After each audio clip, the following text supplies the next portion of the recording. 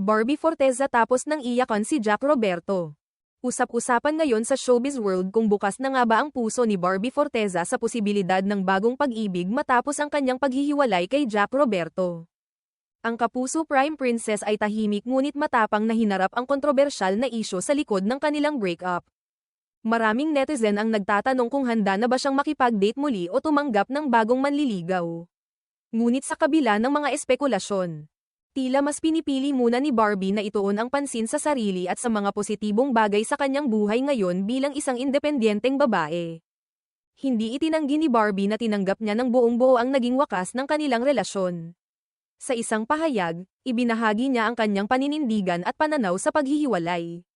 Don't cry because it's over. Smile because it happened. Isang simpleng linya, ngunit malalim ang ibig sabihin, hudyat ng pasasalamat sa mga magagandang alaala. Sa halip na malugmok sa sakit ng paghihiwalay, pinatunayan din ni Barbie ang kanyang maturity sa kung paano niya pinili na tapusin ang yugto ng kanilang pagmamahalan.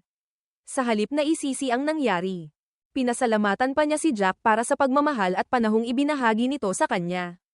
Aniya, thank you for loving me the way you did. I am excited for what's to come for the both of us. You take care of yourself. May you find the love you deserve.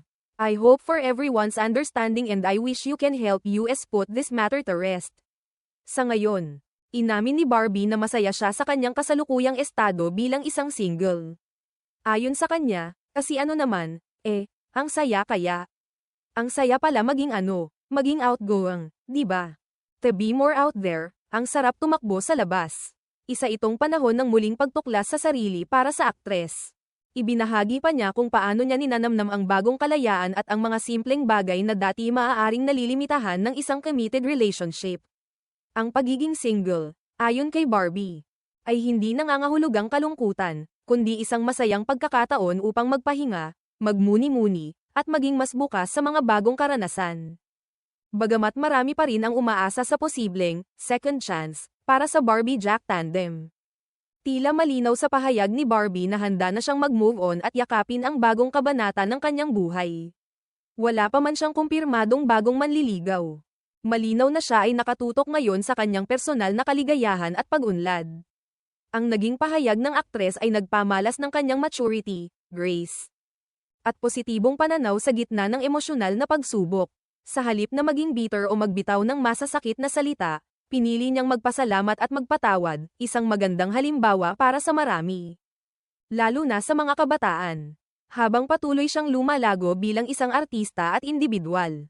Suportado pa rin siya ng kanyang mga tagahanga na mas lalong humahanga sa kanyang katatagan at kabab ang loob.